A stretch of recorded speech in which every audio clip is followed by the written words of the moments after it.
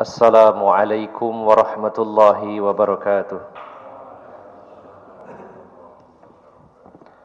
Alhamdulillahilladzi arsala rasulahu bil huda wa dinil haq liyuzhirahu 'ala ad-dini kullihi wa kafa billahi shahida. Wa asyhadu an la ilaha illallah wahdahu la syarika lah.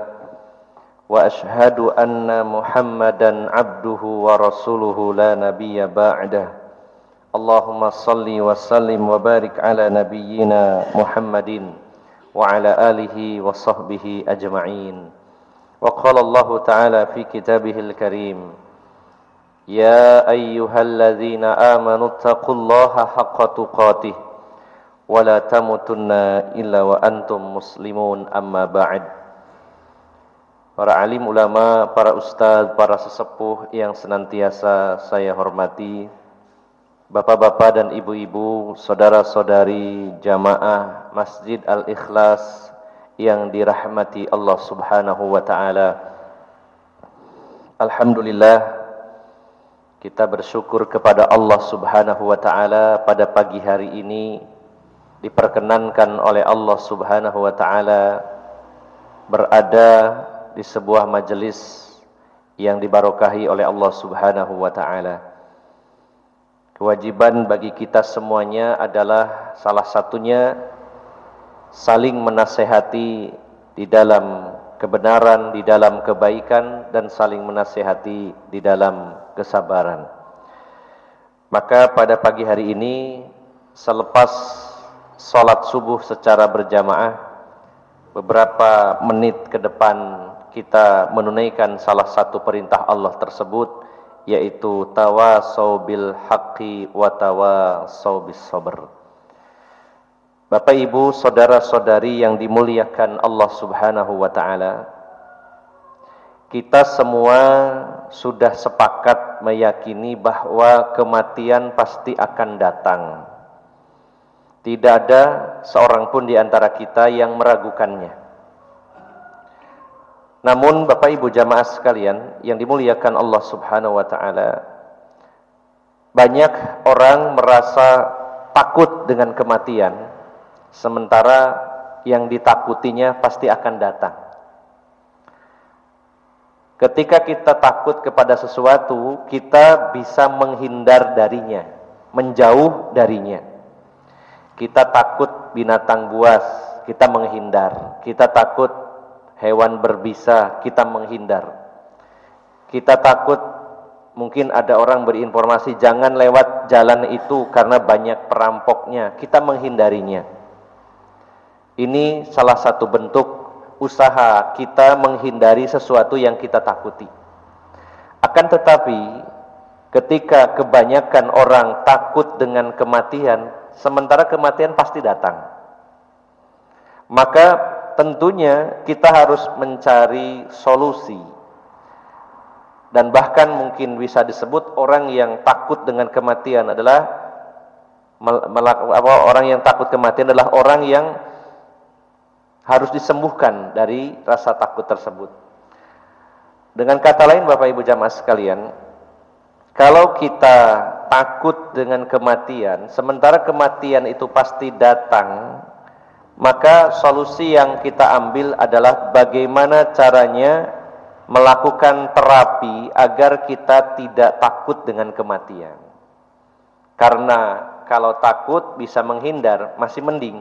Takut tapi pasti datang. Maka tidak ada jalan lain kecuali kita merubah mindset kita, meneguhkan hati kita, mengobati rasa takut tersebut. Karena takut ataupun tidak, kematian akan tetap datang. Bapak Ibu jamaah sekalian yang dimuliakan Allah Subhanahu wa taala, maka pada pagi hari ini secara singkat kita akan membahas bagaimana caranya agar kita ini tidak terlalu khawatir dan takut dengan datangnya kematian kita. Bapak Ibu jamaah sekalian yang dimuliakan Allah Subhanahu wa taala, yang pertama, sebenarnya bolehkah kita ini takut dengan kematian? Tentu ini perlu kita bahas agar kita tidak melakukan kesalahan dan agar kita juga tidak was-was apakah saya ini boleh merasa takut dengan kematian. Berdasarkan hadis yang diriwayatkan Imam Muslim dari Ummul Mukminin Aisyah radhiyallahu anha, Rasulullah sallallahu alaihi wasallam bersabda, "Man ahabba liqa'allahi ahabballahu liqa'ah, wa man kariha liqa'allahi karihallahu liqa'ah." Barang siapa yang suka bertemu dengan Allah Subhanahu wa ta'ala, maka Allah pun suka dengan pertemuan tersebut. Dan barang siapa yang tidak suka dengan pertemuan dengan Allah, maka Allah pun tidak suka dengan pertemuan itu. Sementara bertemu dengan Allah melalui jalan kematian. Siapa yang senang bertemu dengan Allah, Allah pun senang dengan pertemuan itu. Dan siapa yang membenci, tidak suka dengan pertemuan dengan Allah, maka Allah pun tidak suka.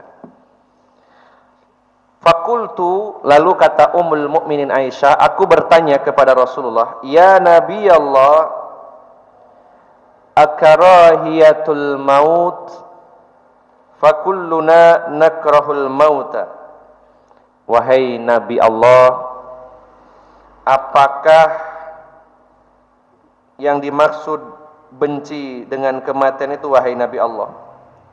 Apakah yang dimaksud dengan benci dengan kematian itu bagaimana, wahai Nabi Allah? Sementara setiap dari kita pasti benci dengan kematian. Setiap dari kita tidak suka dengan kematian. Hanya sedikit orang yang mungkin betul-betul berani menghadapi kematian. Atau dengan kata lain, hanya sangat sedikit orang yang mencintai kematian.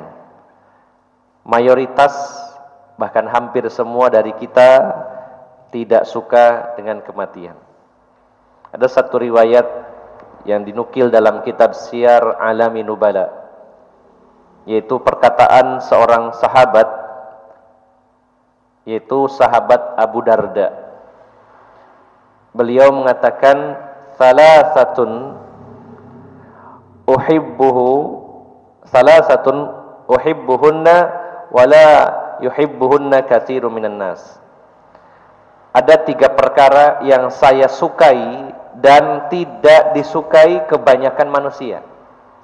Ada 3 perkara yang saya sukai sementara orang lain tidak menyukainya. Di antaranya, kata beliau, yang aku sukai itu adalah al-faqru atau al-faqra, yaitu kemiskinan, wal maradu, sakit, wal mautu, dan kematian. Semua orang mayoritas senang dengan kekayaan, senang dengan sehat, dan senang dengan kehidupan. Tapi kata beliau, sementara saya lebih mencintai yaitu kemiskinan, kemudian sakit, dan juga lebih suka kematian daripada kehidupan. Ini tentunya levelnya berbeda dengan kebanyakan manusia, termasuk kita, yang mencintai 3 perkara tersebut. Karena beliau punya alasan mengapa menyukai, yaitu yang pertama kefakiran daripada kekayaan. Kata beliau, karena saya takut tidak bisa tawadhu kepada Allah Subhanahu wa ta'ala ketika saya kaya.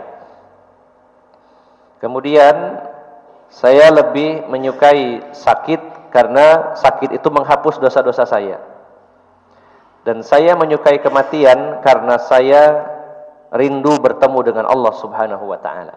Ini sesuatu yang spesial, tapi secara umum manusia pastinya suka kekayaan, suka hidup sehat, dan suka kehidupan daripada kematian. Maka dalam hadis Aisyah tadi, Rasulullah menyampaikan, siapa yang suka berjumpa dengan Allah, maka Allah menyukainya, menyukai perjumpaan itu. Siapa yang membenci perjumpaannya dengan Allah, maka Allah pun benci dengan perjumpaan itu. Sementara berjumpa dengan Allah itu melalui kematian. Lalu Ummul Mukminin Aisyah bertanya, "Ya Rasulullah, apakah kita ini boleh membenci kematian sedangkan semua dari kita itu memang faktanya tidak suka dengan kematian itu. Maka Rasulullah menjawab, laisa kadzalik, bukan itu maksudnya Aisyah, walakin al-mu'mina idza busyira bi rahmatillahi wa ridwanihi wa jannati ahabba liqa Allah fa ahabballahu liqa'ah wa innal kafira idza busyira bi adzabillahi wa sakhatihi wa kariha liqa Allahi wa kariha Allah liqa'ah. Kata Rasulullah SAW, yang dimaksud saya itu wahai Aisyah, maksud suka, yang dimaksud senang dengan kematian atau perjumpaan dengan Allah itu adalah ketika orang-orang beriman diberi kabar gembira tentang rahmat Allah, keridhoannya, tentang surganya, maka mereka senang kalau bertemu dengan Allah. Dan yang dimaksud benci itu adalah ketika orang-orang kafir diberi kabar tentang neraka dan kemurkaan Allah, maka mereka tidak suka dengan pertemuan itu. Kalau kita cerna lebih dalam, hadis ini menjadi dalil bahwa orang tidak suka dengan kematian itu manusiawi. Karena Ummul Mukminin Aisyah mengatakan fakulluna nakrahul maut, bukankah setiap kita itu tidak suka dengan kematian wahai Rasulullah? Dan Rasulullah tidak menyalahkan itu. Tidak ada kalimat Rasulullah, wahai Aisyah, kamu enggak boleh benci dengan kematian. Ketika Aisyah mengatakan fakulluna, setiap dari kita, nakrahul maut, setiap dari kita itu membenci kematian wahai Rasulullah. Maka yang dimaksud suka dan benci ini dalam masalah urusan kematian itu bagaimana Rasulullah? Maka Rasulullah menjelaskan bukan itu maksudnya. Kalau kalian tidak suka dengan kematian itu wajar, itu manusiawi. Tapi yang saya maksud kata Rasulullah, yang dimaksud suka itu orang-orang mukmin ketika dikabari tentang rahmat Allah, keridhoannya, surganya, dia senang dengan pertemuan dengan Allah itu. Dan orang kafir sebaliknya tidak suka dengan pertemuannya bersama Allah Subhanahu wa taala karena takut dengan murka Allah Subhanahu wa taala. Maka Bapak Ibu jamaah sekalian yang dimuliakan Allah Subhanahu wa taala, disimpulkan lebih jelas lagi bahwa orang takut dengan kematian itu terbagi menjadi dua. Yang pertama, takut yang tidak tercela alias dibolehkan, yaitu takut terhadap kematian yang sifatnya tabiat manusia. Wajar, pasti kalau kita bertanya kepada diri kita, saya ini takut enggak dengan kematian? Pasti takut, pinginnya hidup. Itu tabiat manusia. Tapi ada takut yang tercela, yaitu takut yang muncul, takut terhadap kematian yang muncul karena lemahnya iman serta karena cintanya kepada dunia. Jadi yang tercela itu karena ada sebabnya. Kenapa seseorang takut dengan kematian? Karena dia terlampau jatuh cinta terhadap dunia ini. Kalau sekedar takut biasa, itu merupakan tabiat manusia. Maka Bapak Ibu jamaah sekalian yang dimuliakan Allah Subhanahu wa taala, walaupun ada takut yang dibolehkan, tapi tentunya tidak boleh terlalu berlebih-lebihan takut dengan kematian. Bahkan ada di antara manusia yang takutnya itu melebihi orang lain. Bahkan ada orang yang sampai, ini beberapa kasus sempat ada beberapa orang yang konsultasi ke saya. Ada yang tidak bisa tidur karena mengingat kematian, saking takutnya dengan kematian. Nggak bisa tidur, takut sak waya-waya mati. Memang mati datangnya sak waya-waya, mau takut mau tidak tetap akan mati.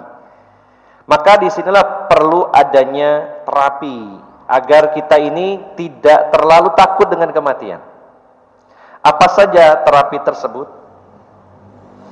Yang pertama, kita betul-betul harus memahami secara mendalam tentang ayat di dalam surat Al-Baqarah ayat 156.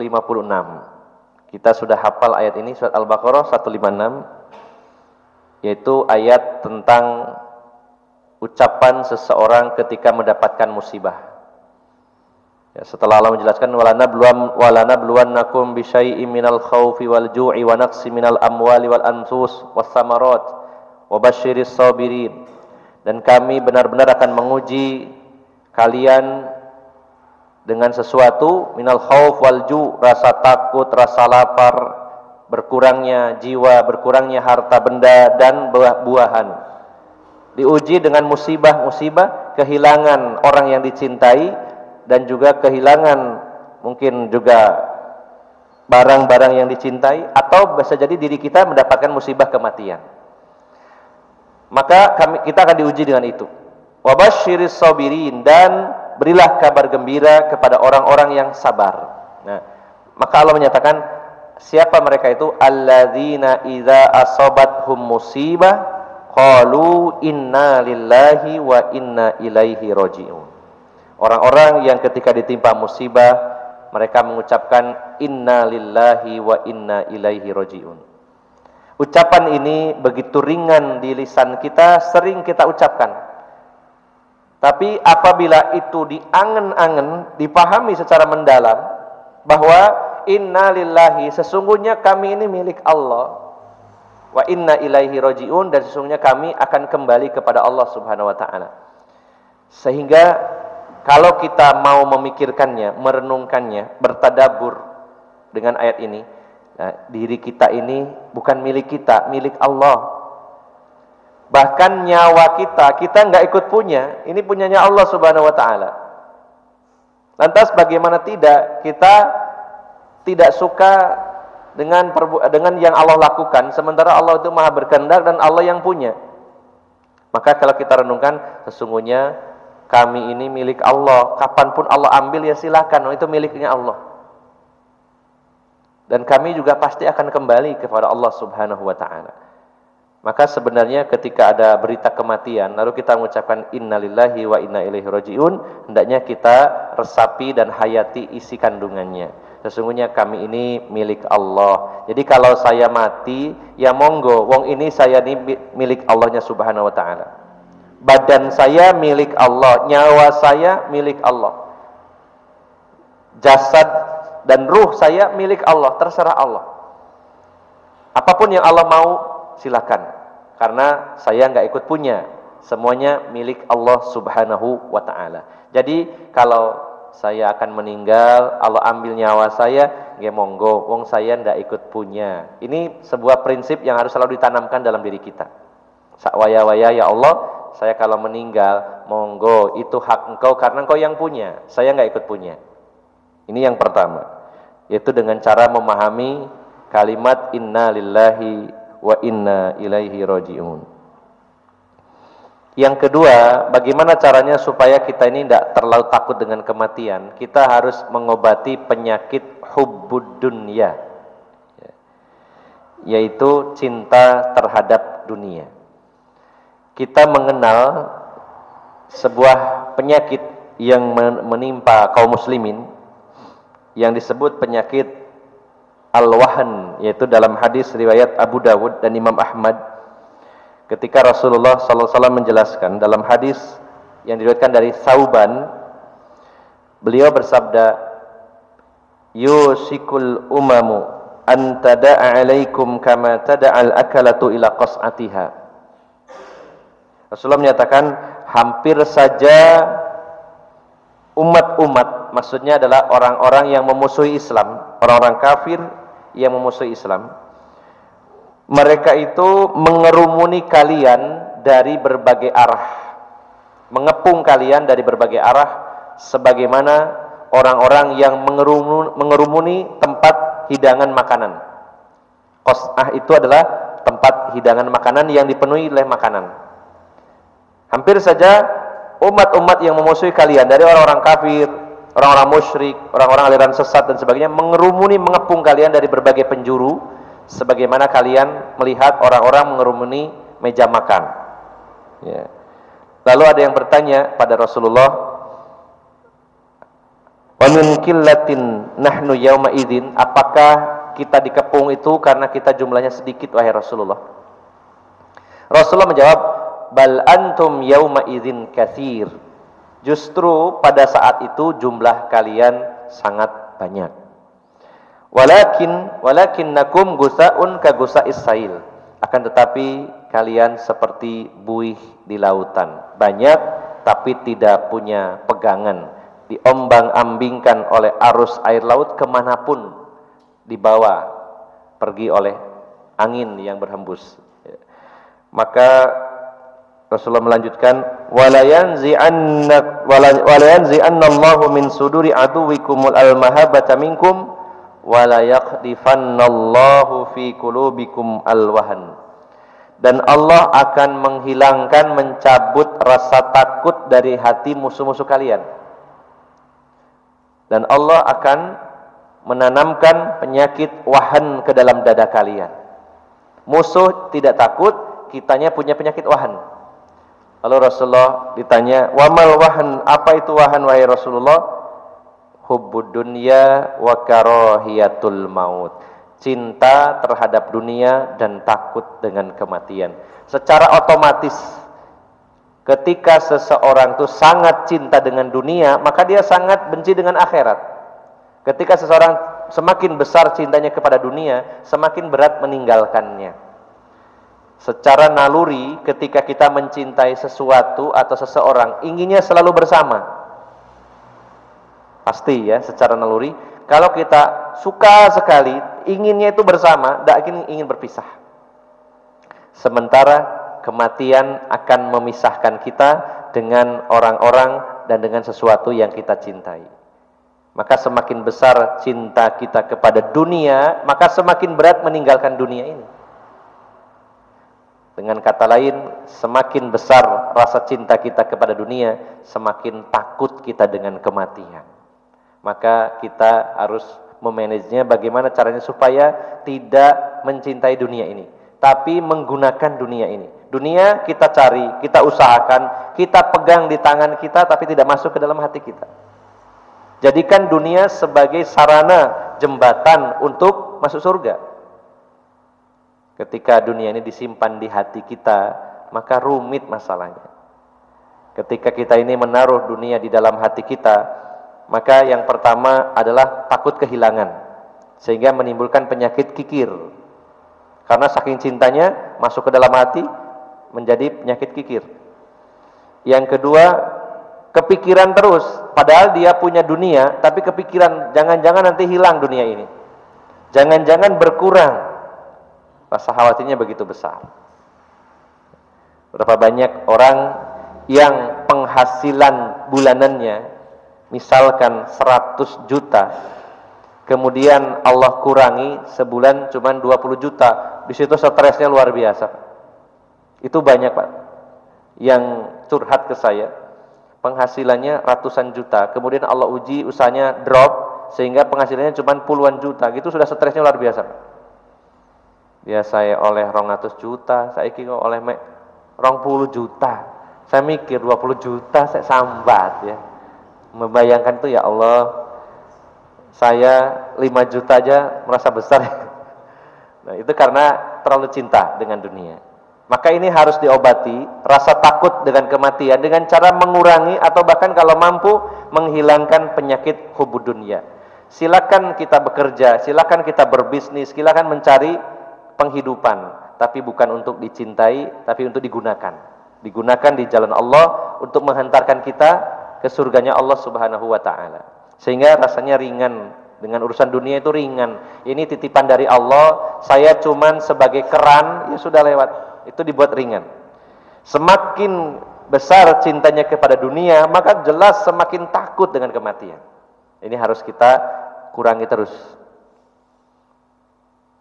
Para sahabat Nabi SAW dan juga para tabi'in, para tabi'ut tabi'in, 3 generasi terbaik umat ini, mereka memiliki prinsip bahwa kalau sudah usia 40, maka perkara-perkara dunia secara perlahan berkurang. Angan-angannya tentang dunia dikurangin, dan pikiran-pikiran tentang akhirat semakin hari diperbesar. Ya. Batasnya adalah usia 40. Ini tidak menjadikan sebuah patokan yang harus ya, tapi idealnya begitu. Nah, usia 40 usia puncak. Puncak secara fisik maupun secara mental, secara psikis. Makanya Rasulullah diutus pada usia 40 tahun, matang-matangnya orang. Nah, para sahabat Nabi ketika mereka menginjak usia 40, maka kecintaannya terhadap dunia berangsur-angsur berkurang. Naik lagi umurnya 45, cintanya terhadap dunia semakin berkurang lagi. Dan pikiran tentang akhirat semakin besar, terus begitu. Sampai akhir hayat. Maka ini satu pola yang perlu kita tiru, bahwa kalau kita sudah usia 40, ya sudah, urusan dunia tetap dicari, tapi tidak sebesar dulu usia 30-an. Ya. Bukan berarti kita harus malas, tidak. Kalau saya dan panjenengan bekerja keras nyari duit, silakan. Tapi yang dimaksud di sini adalah kecintaannya kepada harta. Saya semakin keras nyari duit, supaya apa? Duit ini supaya lebih bermanfaat, supaya saya bisa naik haji, supaya saya bisa umroh, supaya saya bisa bantu orang, supaya saya bisa bangun masjid. Semakin bersemangat. Bersemangatnya dalam meraih pahala, bukan kepada dunianya. Maka itu yang dilakukan oleh para generasi pendahulu kita. Ketika masuk umurnya 40, apalagi 50, maka semakin kecil pikirannya terhadap dunia dan semakin besar pikirannya terhadap akhirat. Maka terapi yang kedua agar kita tidak terlalu takut dengan kematian adalah dengan menghilangkan penyakit cinta dunia. Kemudian Bapak Ibu jamaah sekalian, yang ketiga, caranya supaya tidak terlalu takut mati justru harus sering mengingatnya. Rasulullah perintahkan dalam hadis riwayat Imam Nasa'i dan Imam Tirmizi. Beliau menyatakan, "Aksiru zikra hadzimil ladzat." Perbanyak oleh kalian mengingat pemutus kelezatan, yaitu kematian.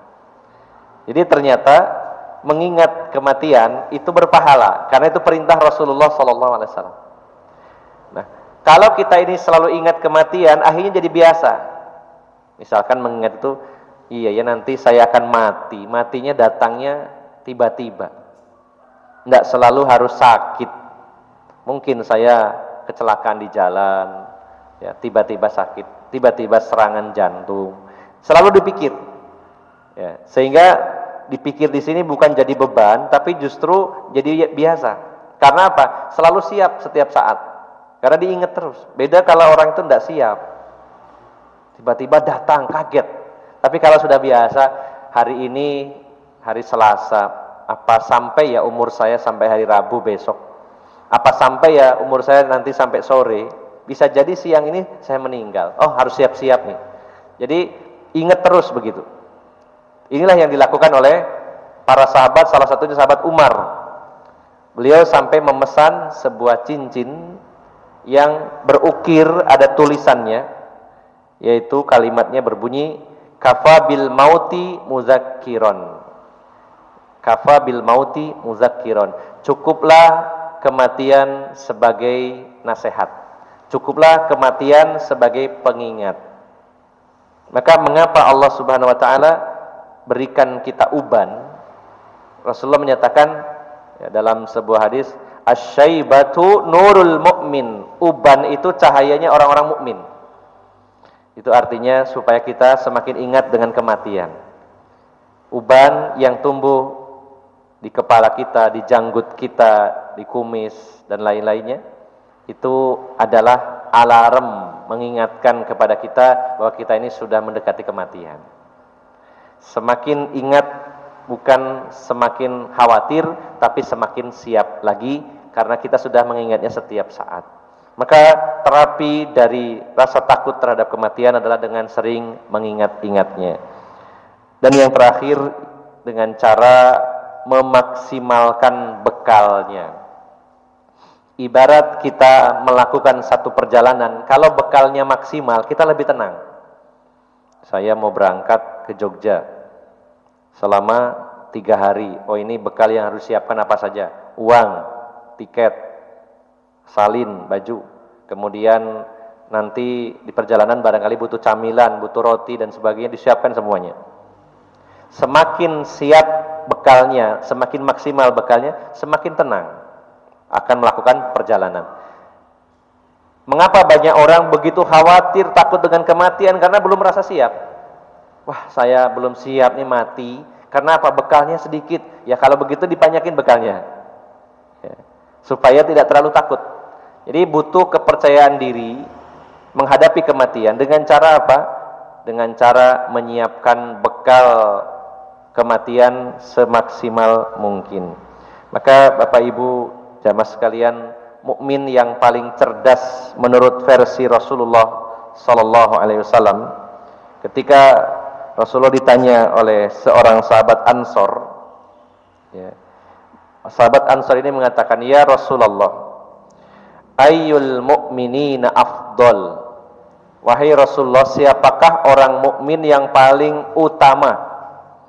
Rasulullah menjawab, ahsanuhum khuluqa, yaitu mukmin yang paling bagus akhlaknya, bukan paling banyak ilmunya, paling bagus akhlaknya. Ini menurut Rasulullah sallallahu alaihi wasallam. Lalu sahabat ini bertanya lagi, fa ayyul mu'minina aqyas?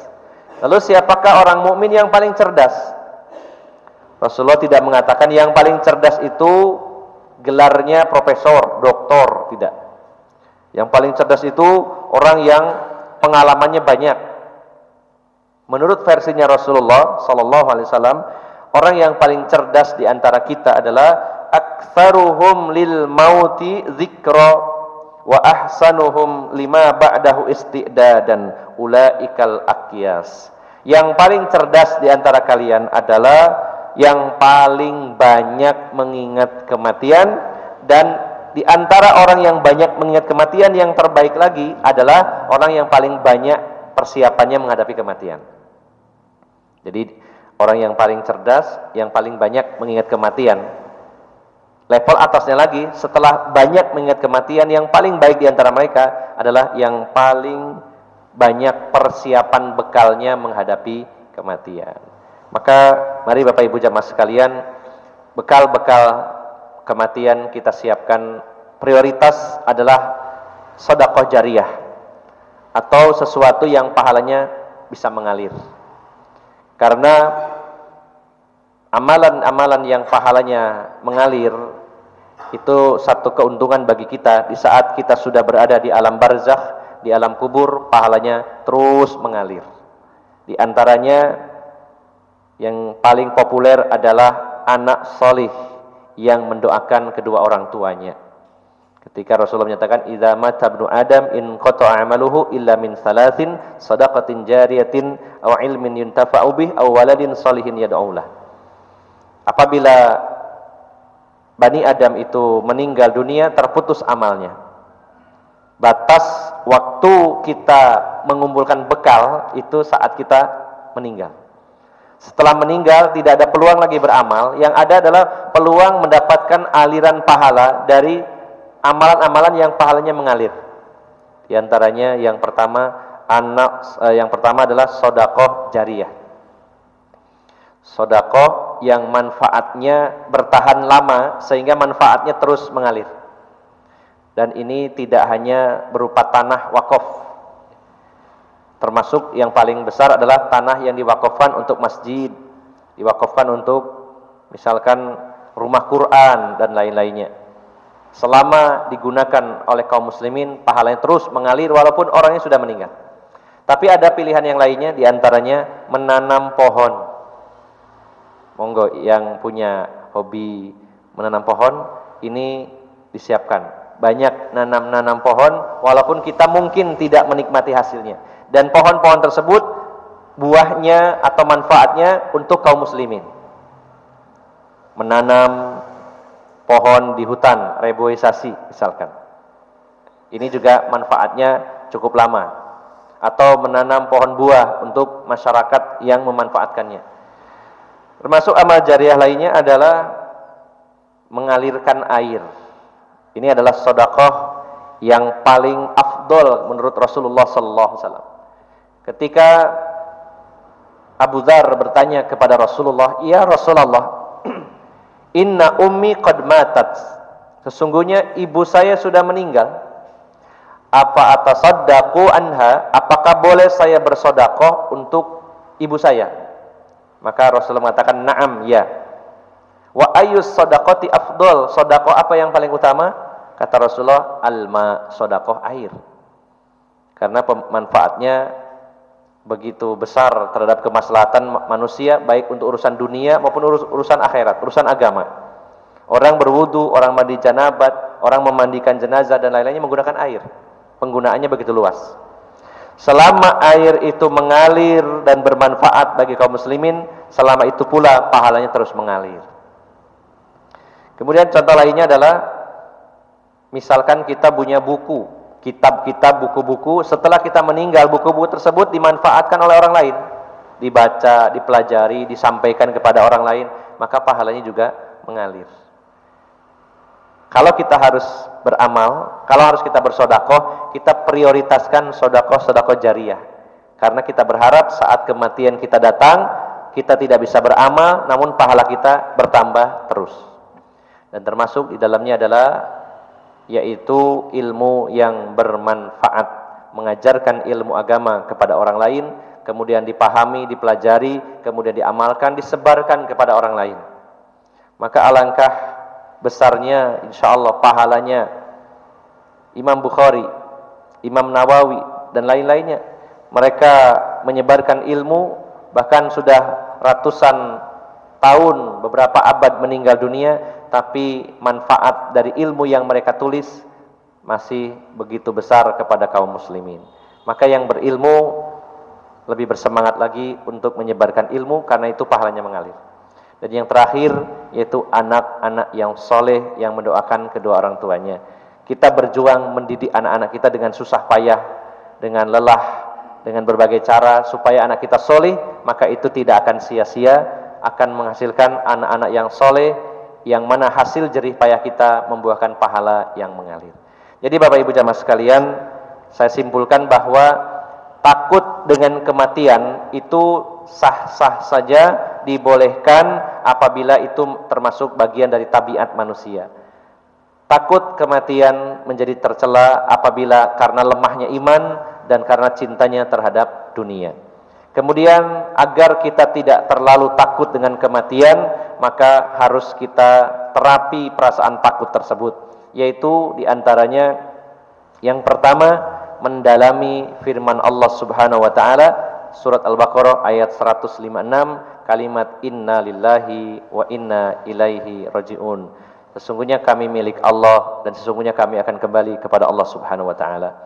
Kemudian yang kedua, mengurangi kecintaan terhadap dunia atau yang disebut dengan hubbud dunia. Dan yang ketiga, banyak mengingat kematian. Dan yang terakhir, mempersiapkan bekal menghadapi kematian secara maksimal. Mudah-mudahan Allah Subhanahu wa taala senantiasa memberikan hidayah kepada kita semuanya dan menjadikan kita istiqomah di atas hidayah. Kemudian Allah menganugerahkan husnul khotimah pada akhir kehidupan kita. Demikian, semoga bermanfaat. Mohon maaf atas segala kekurangan. Billahi taufiq wal hidayah. Assalamualaikum warahmatullahi wabarakatuh.